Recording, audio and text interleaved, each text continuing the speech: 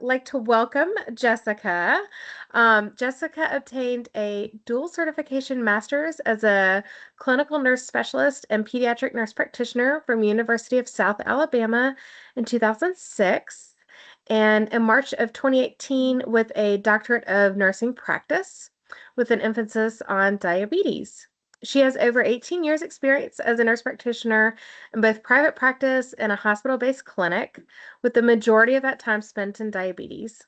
She lives her real-life diabetes journey as a provider, a mom of a type 1 diabetic kiddo, and as a patient with diabetes in adulthood. She's a busy mom of 4 boys who understands just how important it is to find a place for diabetes in life and to continue to live life to its fullest in the midst of it all. Welcome, Jessica. I will stop sharing so you can share.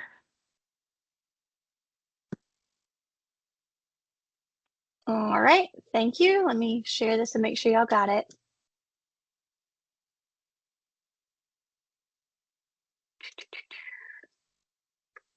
Okay, very good. All right, thank you so much, Laura. Like she said, I'm Jessica Adkins. I am owner of Everyday Diabetes Center. I started my journey in diabetes in pediatrics, hence my pediatric by trade. Went back and got my board certified advanced diabetes manager certificate so I could kind of cross the lifespan, because frankly I got tired of kicking my pediatric patients out just because they turned 18, because like all of a sudden diabetes changes, you know, when you turn 18. Who knew? But I have a very special love for gestational, whether you be high risk pregnancy, meaning you came in with a type 1 or type 2 diagnosis, or you just got diagnosed with gestational diabetes in your pregnancy, because I myself got diagnosed with my diagnosis of diabetes when I was pregnant with my 4th child, which was 4 years after my number 2 son had gotten diagnosed with type 1.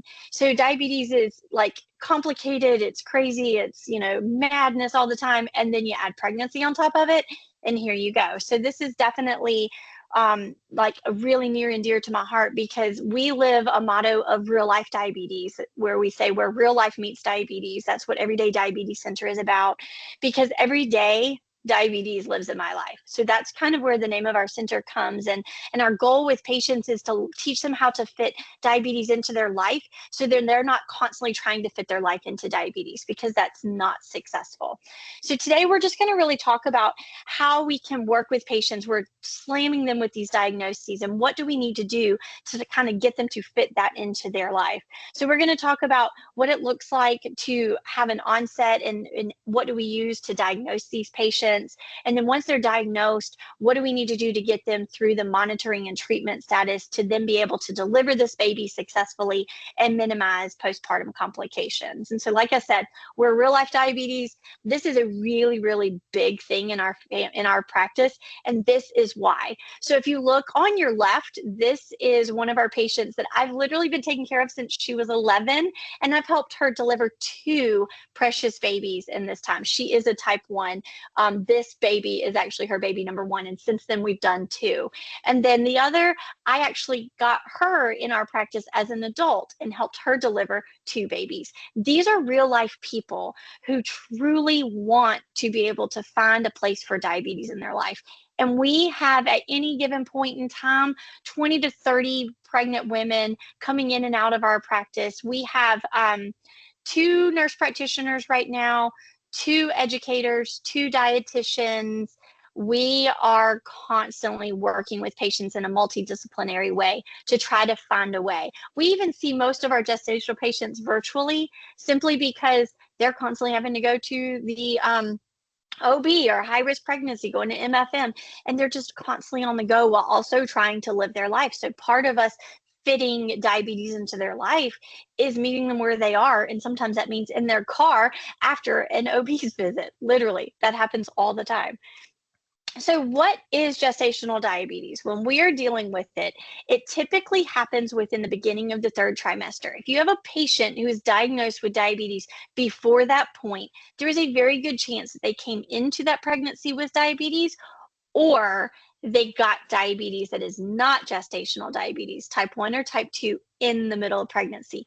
That does happen as well, and we've had quite a few of those.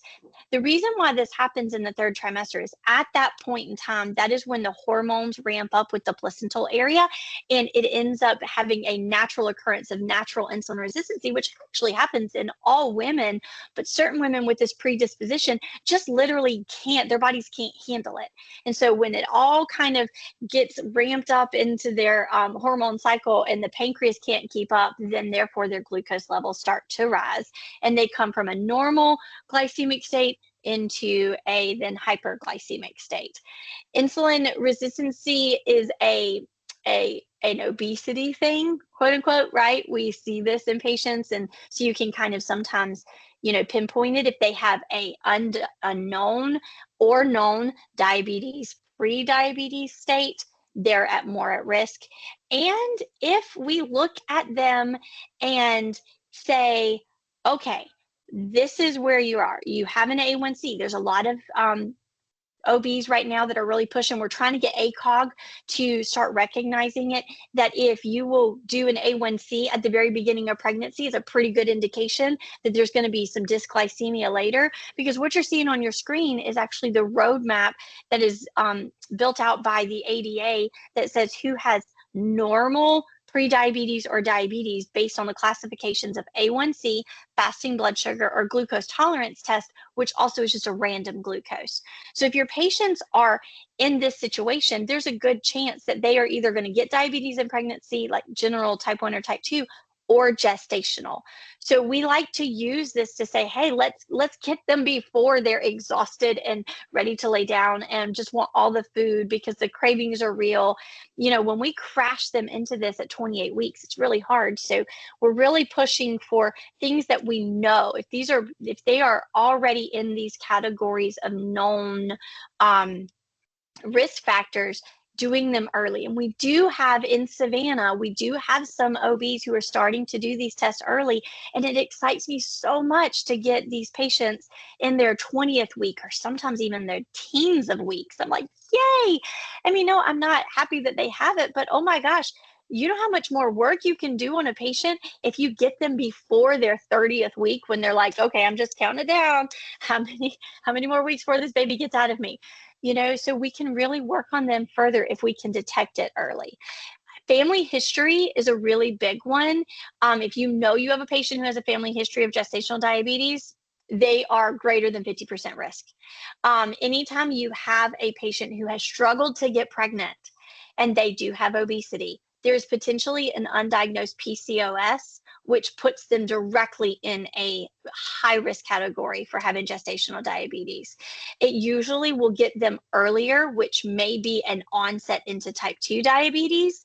So you kind of have to watch for that. Again, early detection, early screening. A1C at the beginning, and then we're seeing these 20-week glucose tolerance tests, which are making me super happy. So really kind of pushing that if there is a family history or if there is infertility issues, especially in the obese category, you're probably looking at a pretty good chance of them having gestational diabetes. So when we have gestational diabetes, what are we doing? How are we getting it?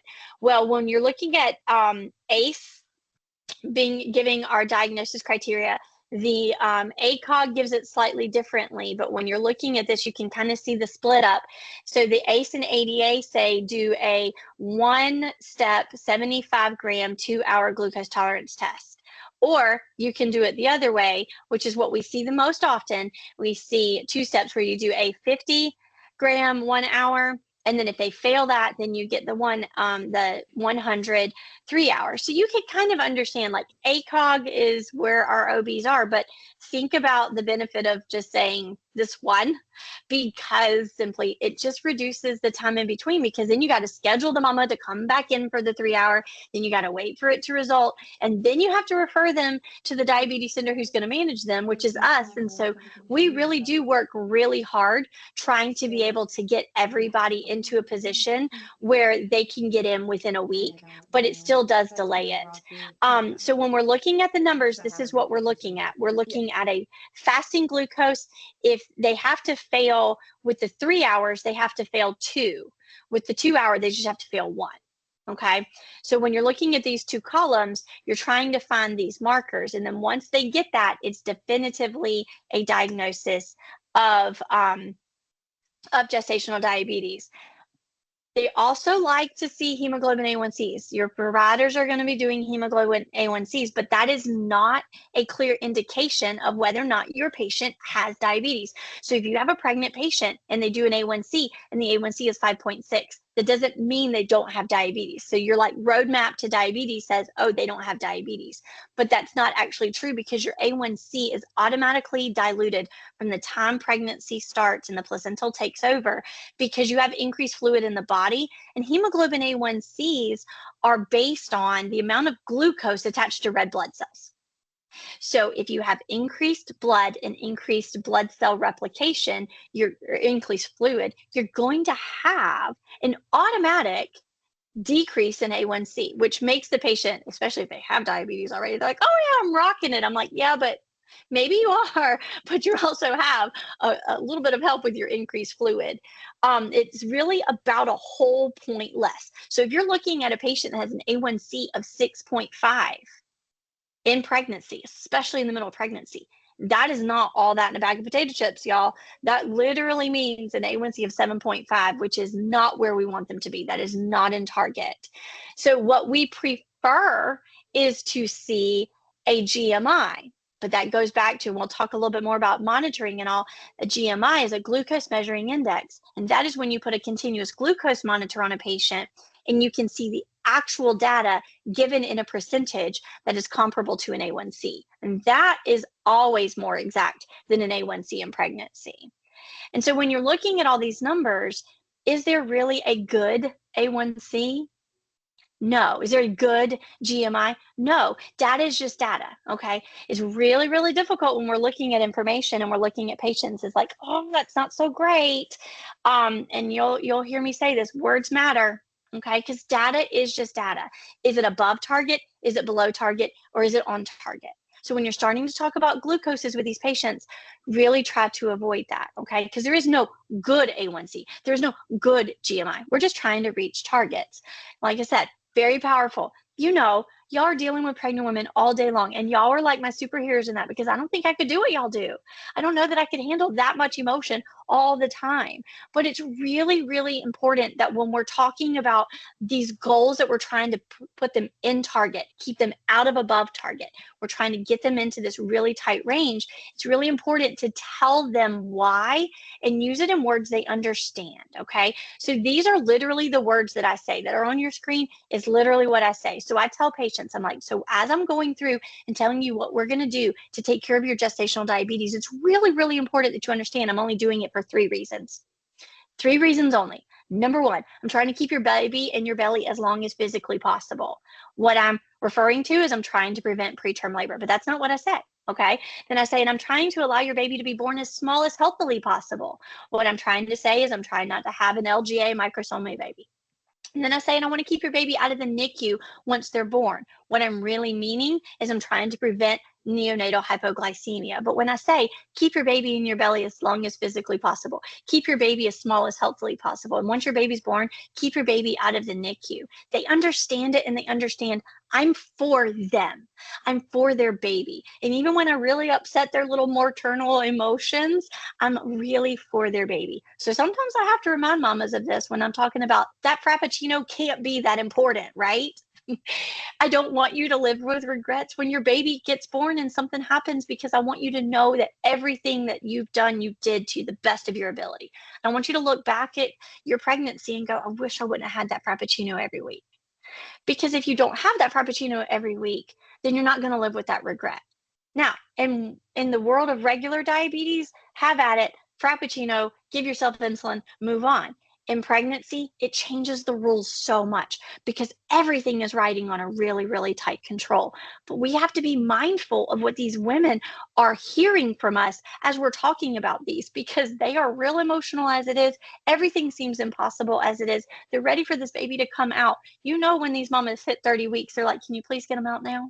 And we all know we can't. We all know that this baby needs to stay in as long as possible to keep this baby as healthy as possible. But the emotions are real. And I have had 4 babies. I know. And there are times where I was just ready, but I knew better, right? So we just kind of have to continue to promote them in a really positive way as we're having to give them data restrictions.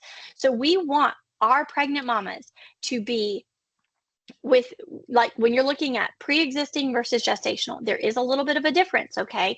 But in general, if they have pre-existing, it's 60 to 99. They just need a gestational diabetes, they need to be less than 96, y'all.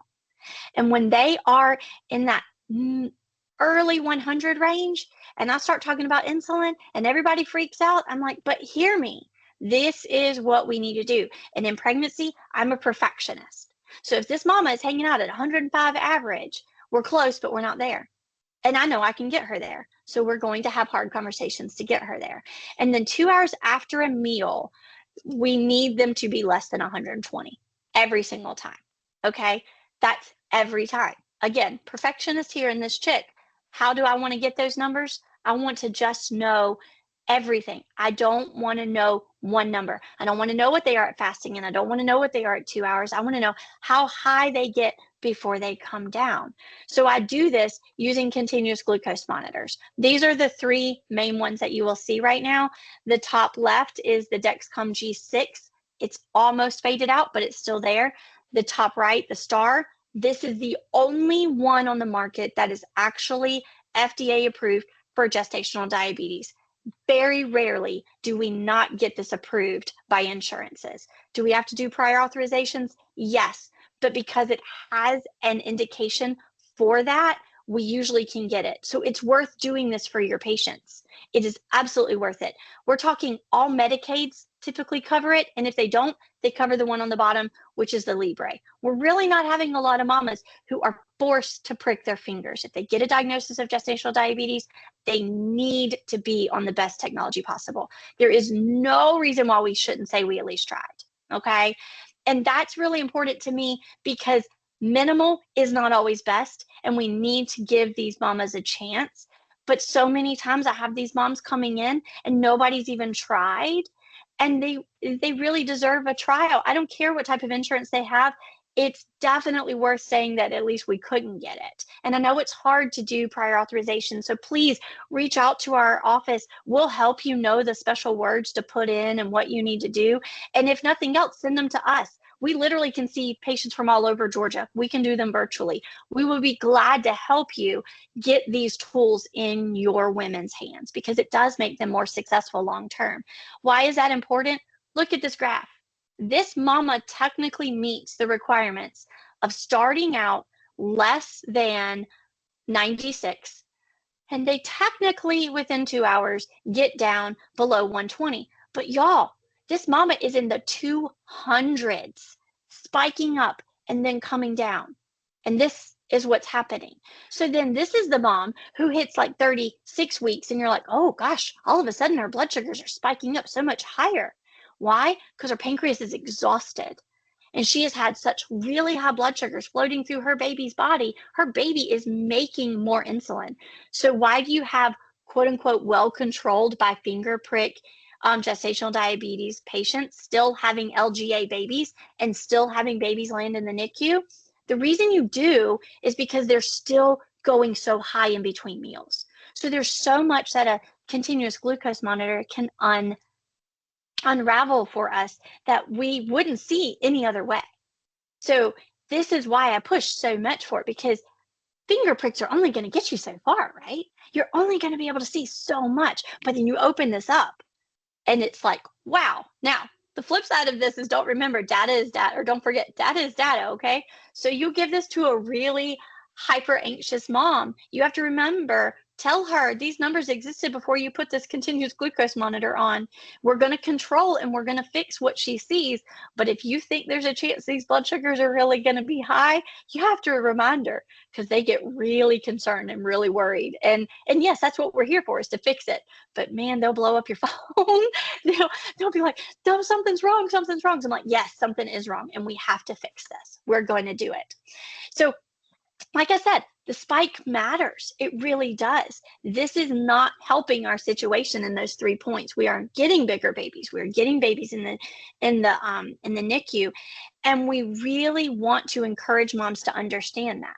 So if we're not quite getting there, or we're right at like 119, and you're seeing this patient and they don't have a CGM on, or they're like at 112, you're pretty much assuming that those blood sugars are getting so much higher in between. So when is it happening? Are you going to be able to ask your patient to check their blood sugar at 30 minutes, an hour and a half, and kind of trail this through? No, that's exhausting. Plus it hurts. Our fingers, gosh, that just hurts so much, and they just don't like it, and they burn out on it. So we have to give them something that helps them, so that when we're talking about treatment, we can move forward. There are many different aspects of gestational diabetes, which is going to require somebody specialized in gestational diabetes to talk to these mamas. You cannot throw everything at them and just expect them to hear it on a phone call, which is what I hear so often. If you have to bring them in for an appointment, if you can't get them in with a specialist, if they're not willing to go, if they can't go, whatever, give them the tools, give them handouts. I actually hate paper, but by golly, please give them handouts on whatever you say. I have moms who come in after being diagnosed like 3 or 4 weeks, and they just got a phone call, and it just breaks my heart because they're so overwhelmed and they don't know. And then they Google, and Lord knows we do not want them to Google, because that's a whole mess, because they get all of the wrong information. We do need to talk about diet and nutrition. We do need to talk about activity levels. Believe it or not, when they struggle with higher glucoses after meals, we say go for a 10-minute walk. It's hard, but it's better than dealing with high blood sugars. We do talk about pharmacology. We do have to introduce medication a lot. And then we're, constantly having to these babies are being monitored. Carbs are our friend. We do not want them to stop carbs. No carb is dangerous. They have to have the energy to be able to do this. Believe it or not, the American Dietetic Association says 175 grams of carbs, and we're telling these patients to not eat carbs. That's not the way to control glucoses. They need 71 grams of protein and 28 grams of fiber a day, y'all. Our dietitian pushes these things. This is a really big thing. It's really empowering to see mamas understand it's not the no's, it's the adds. So it's what you add to your diet, not what you take away. It's not zero carb. It's not extremely low carb. If we do this, they cannot get their glycogen storages up for delivery.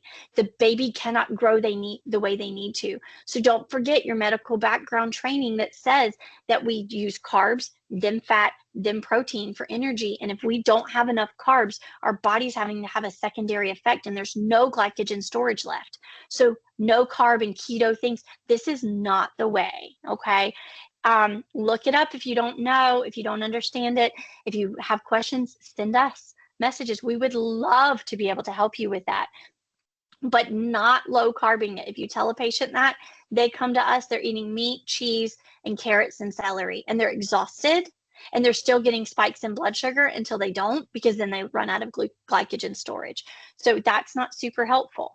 And then insulin. Everybody wants to not do insulin.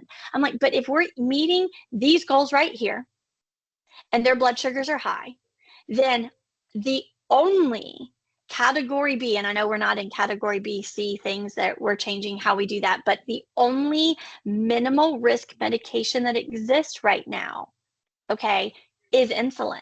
Metformin is not. Metformin is not actually supported by the American Diabetes Association in use in pregnancy. Only insulin is. And there's only certain types of insulin that is. So if we're trying to get them to it and we're pushing lifestyle, is it really fair to keep judging their food if they're trying to meet these goals and we're not meeting them? And then we're putting all the stress on the moms, and then stress increases complications of pregnancy. It increases glucoses. So we're not really doing a service to our moms. So we really have to shift this around and think about it. Like, we really have better research on NPH and regular and insulin than doing metformin and lifestyle. Intermediate acting is not always the starting point. Sometimes we use rapid acting first. We meet the need of where the patient is, okay? We're doing what we can to get them where they need to be. And we start talking about counting carbs because that's the best way. And then, yes, blows people's minds. We literally, my nurse practitioner in the office, Madison, it is her favorite thing to see a mama see some glucose and be like, yep, no, this is not going to work. We're going to go on an insulin pump today. We have literally gestational diabetes patients who show up in our office who leave same day with an insulin pump on. Why? Because of those three things. We do not want to delay treatment. This mama comes in, this mama needs insulin. We need to get these glucoses down because we're on a time limit. These mamas don't usually get to us until 30 to 33 weeks. Some of them 34 and 35 weeks. They're going to deliver at 39 weeks, but those weeks matter. So we're not afraid to have that conversation. We have to decide, and it's a lot of decision making. What is their insurance? What is their health literacy? That's what people think about. Is that an indication? No, because we can teach them what they need to know quickly. We have faith in our moms. The lowest health literacy moms are some of our best patients because they will follow our simple directions. And we love them. We love them so much because they're just doing everything and they trust us. Some of these higher advanced overthinking moms, they're our worst patients because they don't want to follow what we're saying. They think they know better. And it's so hard to say, but trust us. Please trust us, you know? At delivery, most women stop insulin, but it does not mean that their gestational diabetes goes away and there's no other diabetes, okay? We do make a judgment call based on how we feel like this mom progressed if stopping insulin is the answer, because sometimes it may be that they had an onset of diabetes. So we're using kind of our advanced thinking skills. So if you ever see an order from us that says not to, that's because we think this mom is not going to get rid of diabetes when the baby's born. Our target after delivery is no longer 60 to 120. We really expand this, okay? We expand it out and we're like, just return back to normal eating, even if they're on insulin, return back to normal eating. We want to make sure we follow up with them, okay? 50% of all women who are diagnosed with diabetes are going to get diabetes later. So we want to follow up. And then what about the baby? Neonatal hypoglycemia, we work with our moms to say we've done our best, we're trying to keep it, but what happens is your baby is storing insulin because of your glucoses. So it's going to start breaking down that fat, especially the breastfed babies. They're really going to depend on that fat storage. And so between 5 and 8 hours after birth, they can start having lows. So when they're on formula fed, they're usually okay because they got that constant carb intake. But when they're the breastfeeding mamas, we talk them through it. We actually give them a protocol on how to do it because we are very breastfeeding promoters, even though we know that they're at risk. And this is literally on the screen what we do. This is a part of Memorial's hypoglycemia neonatal protocol. It doesn't always get put into motion like I would like it to. So we give this to all of our moms. And we say, if your baby has a low, this is the paper, bring it out, show it to your nurse, ask for a lactation consultant, ask for a breast pump, and move forward. Okay? Because we want them to be able to be successful and we want to keep their baby out of the NICU all at the same time. And this is what we do. And then postpartum, like I said, because 50% of all women are going to have diabetes in their lifetime, I want to see them in 2 weeks because 10% of those 50% aren't going to get rid of diabetes after their baby's born. Y'all, that number may be higher for us. So it is a real thing. We really, really, really want them to come in and we want them to continue their CGM. So if you hear a patient say that their OB says they don't need anything else, encourage them to say, actually, do you have somebody who will look at you afterwards? Because we have so many patients who come in 9 months postpartum who now have new onset type 2 diabetes or type 1 diabetes with a 13A1C. Happens more often than I would like, and it's only because they didn't have follow-up after their gestational diabetes went away. So we're looking for the standards of, before meals, less than 100, fasting glucose. We want them to be less than 126, but if their fasting glucose is not less than 100, they're at least in the pre-diabetes category. So we're going to give them the information they need.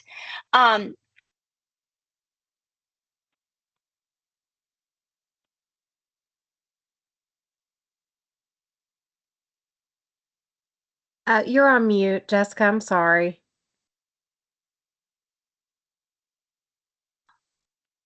Okay, can y'all hear me now?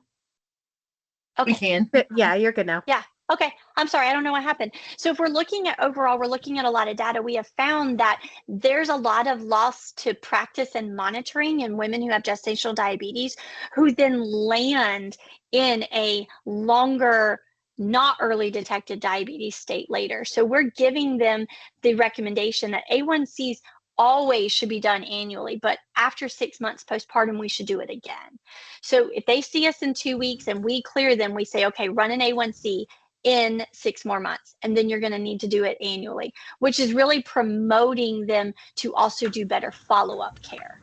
And so they're doing their wellness checks and things like that. So we really give them the tools they need to be able to succeed in that way, because we don't want them in a situation where they become an urgent patient to us again.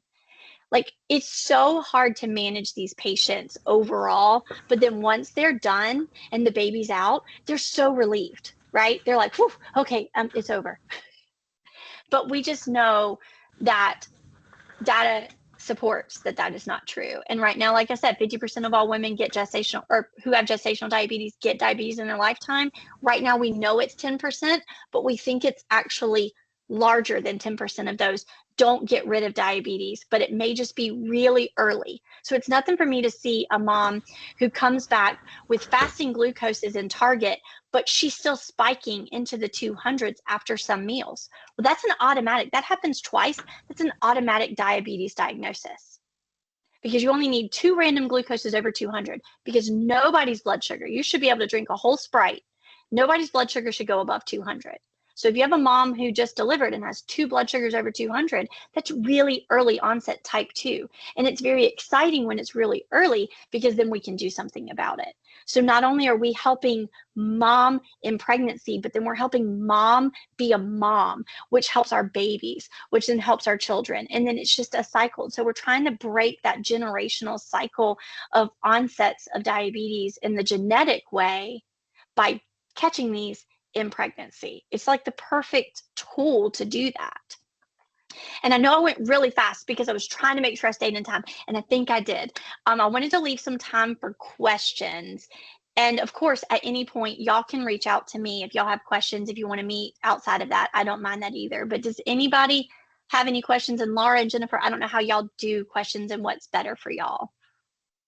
Yeah, anybody, you're welcome to either come off mute or put them in the chat and I can read them out. We do have a question here. Do you have an antepartum insulin drip protocol? We only have an intrapartum insulin drip protocol for active labor. What about DKA, and how do you manage DKA in pregnancy? It's a That complex is a question. whole nother hour-long conversation. That's fair. Insulin drips, anapartic insulin drips. If they are on an insulin pump, keep them on it. Don't drip them unless they're in DKA. That's my thing. Like, if you have a mom who is on insulin and she is going into delivery and she is on a pump, and the orders are to keep insulin after delivery, the answer is not to put her on an insulin drip. The answer is to keep her on a pump. The ones who are on injections, it kind of depends, and that's kind of a bigger complex thing. But I will tell you, one of the biggest frustrations for patients and myself is to find out that my insulin pump patients are taken off their pump and put on a drip, because drips are what people understand and they don't understand pumps. So you have to remember, an insulin pump is an insulin drip of sorts. It's running basal all the time. But what we have to learn and understand in the hospital system is the pumps nowadays are closed loop. And so they are making treatment decisions every 5 minutes, way better than an insulin drip. And so they will decrease and increase and all that. But in regards to DKA, y'all, that's truly a way bigger conversation. I will gladly do a whole nother talk on that, but there's no way I could answer that question in that short amount of time. I'm so sorry. No, it's a great question. Can you have a pump and a drip together? That sounds. No, I no. was thinking that, yeah. Nope, one or the other. But on a pump, you can eat. On a drip, you cannot. There's also that to remember, too. That's a great point. I am curious if there are facilities that maybe have protocols or things in place that require a pump to be disconnected. Maybe that's an area of opportunity for improvement for some of our QI teams out there. Maybe this is something for you all to Yeah. take back to your teams and go over your protocols that you have. Consider maybe some PDSAs that you could do for some patients and really dive into the research. I love the continuous glucose monitor. Um, my sister had to do the finger pricks, and it was really challenging. I wish they put her on a It is. continuous glucose monitor. She was having a hard time getting blood out, which is, not Mm-hmm. uncommon, right? We hear that all the Mm-mm. time. So, No, and the cool yes. thing is too, you can take it back to your centers and all. Dexcom G7, because it is the only one on the market, they have a sample program. So not only can you write a prescription for this patient and get it going, you can give them one immediately and gives you 10 days to work on a prior authorization, which is amazing that you can go ahead and get them started. So you can definitely reach out, and depending on what facility you're in and what the rules are in regards to sampling, I mean, you can get samples for your mamas to get them started right away, which is great. We have another question about pumps during a C-section. Yeah, I'm so pro, 100%. Yes, makes it so much easier. So much easier. Now, obviously, I tell my patients, I always give my patients the notice, and the patients always usually come with extra sites. I mean, there are certain places that an insulin pump is not a good place for a C-section, so, within reason. But for the most part, I mean, if a pump is on the leg, they're not putting their pumps on their tummy anyway. So it's like we do not recommend pumps on stomachs when they're pregnant. So it shouldn't interfere. It should be okay. Awesome. Do you know have there been any research articles comparing at the beginning of the talk you mentioned the two different testing protocols, so the ADA one versus are there any research articles looking at this maybe from a bigger standpoint? The ADA has them, but ACOG Fair doesn't enough. listen. Fair Yeah, enough. yeah, yeah. The ADA has them, and they're very clear. For whatever reason, this is just what we do. I'll be honest. What I see coming in the next 5 years is the more support we have in the diabetes realm. Those of us who are diabetes specialists live with a diabetes mind frame, and we do understand that, and that obviously OBs do not. Um, I see a change in that if we can figure out a way to make it cost effective and insurance approved. I don't think we're going to be doing glucose tolerance tests anymore. I think we're going to be putting CGMs on patients. I think that's what's going to happen, because it is not that the spike with sugar that's the issue, and can you get it back down. There are patients that we have that have passed the oral glucose tolerance test that absolutely have gestational diabetes. Yep. Put a CGM on them and it shows a different story. And my best friend is one of those. So she's had bigger babies, and this last time she's like she failed the 1 hour, passed the 3 hour, which is always the situation. She barely passed. So we put a CGM on her. Yes, she failed miserably. And by the end of her pregnancy, she was on insulin based on the CGM data, but she would not have been had we left it alone and she not known me. Do you know her baby was born a pound and a half less than all of her other babies, and she's on baby number 4? That's substantial, right? So we're collecting this data in the diabetes realm to say, there is a better way to diagnose this, and we need to diagnose it earlier. So,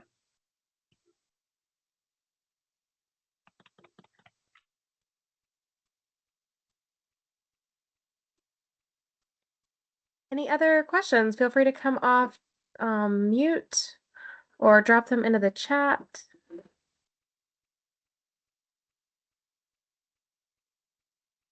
oh, my contact information. Here, do you want me